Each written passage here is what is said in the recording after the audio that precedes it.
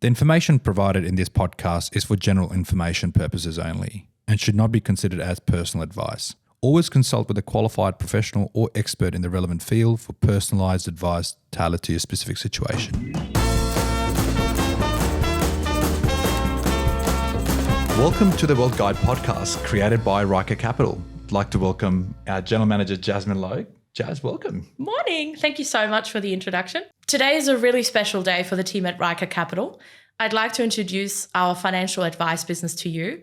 It's a family-owned, family-run business that focuses on providing high-quality financial advice to all Australians. We wanted to do a podcast because we feel like the knowledge and experience that we have is really important to be shared. It's important to be shared to everybody that's out there watching and listening to podcasts. So I've brought my whole team with me today, and I'd like us to just introduce ourselves so you get a little bit of an idea of who we are, what we're all about. Have fun, enjoy the session. It's really easy to get to know little bits and pieces about the finance industry that will help you live a better life. Why don't we start off with our founder and director. His name is Ray Regmi, and he's sitting right beside me. So Ray, kick us off. Tell us a little bit about yourself, your experience, and why you are a financial advisor. Thanks, Jazz. Look, I started out in financial planning or the financial services industry in general about 17 years ago.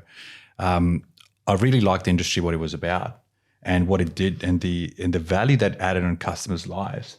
So I thought, what a great occupation to be a part of where you can actually make some material difference in clients' lives. So I was very proud of that, and I thought, yes, I can create some great impact on people's financial circumstances. So that's why I started Ryker Capital, which was about 3 years ago. And yeah, look, I've been enjoying it ever since. Awesome. And just to make it a little bit fun, can you tell us something interesting about yourself? Look, my friends call me Mr. Butter. And the reason why is because, look, I love keto and I love everything about what keto stands for. And my friends would see me doing this weird thing with my long black and I'll put a bit of butter in it. I've seen it happen. And they're see going, there's nothing more disgusting than adding butter in a coffee. Well, do you know why it happens, though? What's the reason for it? Why do they make you put butter in your coffee? Oh, it actually stimulates your brain. So the way what butter does actually is a good fat for your brain. So what it does allows your brain to kick on into gear and yeah, it just makes sense. Yeah. I have been ordering coffee for Ray in the past, and it's very interesting to see the different amounts of butter you get. So sometimes they give you this little sort of tiny knob. Other times you get a really big lump of butter. So it's always fun to see what happens, and it's always a good conversation starter. Not only that, it's just people just give you weird looks going, is this guy for real? What is happening? Yeah. But it's for your health, so I'm really proud of you doing that. Yeah. No, thank you. Amazing. Well, I might just throw to you, Ricky. So tell us a little bit about yourself and why do you do what you do? Oh, thanks, Jazz. Ricky, financial advisor at Ryker Capital. I started in the banking industry almost 16 years ago. Started as a teller, and as I was working in the branch environment, I really got attached to the financial planner in our branch at the time. And that's where I realised the importance of the job and how much impact it can have on people's life. Thinking about different investments that there are, thinking about how much government support that's available, and how we can do things or implement things for people which in retirement could mean a world of difference for them. So it just made me realise what an important job and how fruitful and enjoyable it can be. And then since then, I haven't really looked back and been doing this for 16, 17 years. I love that. And look, I think there is something that I know that's quite interesting about yourself that our listeners would probably love to hear. Will you let us in on the secret? Oh, of course. I don't think it's a secret. I have been, whilst I started the banking also, as growing up, we all have interest in doing things that we want to do. We all want to become pilots or astronauts. One of my passions was thinking about growing up, to join the armed forces. So I did join Army Reserves, and I have been doing that again for the same amount of time as I joined the bank, almost 16 years. And it's something different to what I do. I enjoy doing it. It gives me a different perspective on how things are done, especially the discipline part of how everything you do needs to be disciplined, calculated, and which is what I can use in my job. and I love doing both of my roles. Keeps my sanity. I can be helping clients and doing different things with Army at the same time. And one of my career highlight was being deployed to the Middle East region as a financial advisor, and it was a really good time. I enjoyed my experience there. Wow, thank you so much. Thanks for your service as well, Ricky. It's special that you can do that, and we really appreciate it. Last but not least, Dean's also on the couch today. We'd all love to hear a little bit about your journey today and why you do what you do. Yeah, sure. So my name is Dean Dasuki. I've been in the finance industry also for around about 13 years. And just like everyone else, been within the banking industry for such a long time. I have a very similar story to Ricky. We obviously used to, when I was working in the bank, we used to work with a lot of financial planners as well. And the impact and the difference that I could see that the advice used to give to clients was something that made me feel like this is something that I really, really want to do. And the funny story is as well, is whilst I was at uni, I actually had one of my close friends. He said to me, look, I've got this open elective. Come in and do this open elective with me.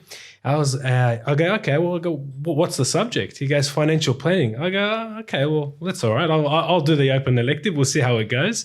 And ever since then, I just got hooked onto it. So I used to just sit down, go in, sit with meetings with the advisors and things like that. And just seeing the impact that it actually had on clients was very rewarding. So Wonderful. Amazing. Is there something you'd like to share about yourself? Yes, there's something.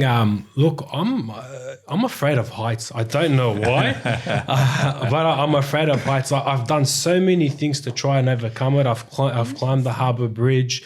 I've went to the Easter show and did that slingshot machine. And did literally everything I possibly can to try and overcome it. But I don't know what it is. I just can't overcome it. How do you feel when you get onto something that's a bit higher than your comfort zone? Oh, I get a bit scared. I get a bit dizzy sometimes, but it's okay. I try to keep pushing forward and get there. But the funny thing is after I've done it, I'm like, all right, this is awesome. Let's go do it again. So I could imagine Dean just passing out. no, I didn't do that. I haven't done that yet. Well, that's super brave. Climbing the Harbour Bridge, if you've got a little bit of a fear of heights, that's amazing.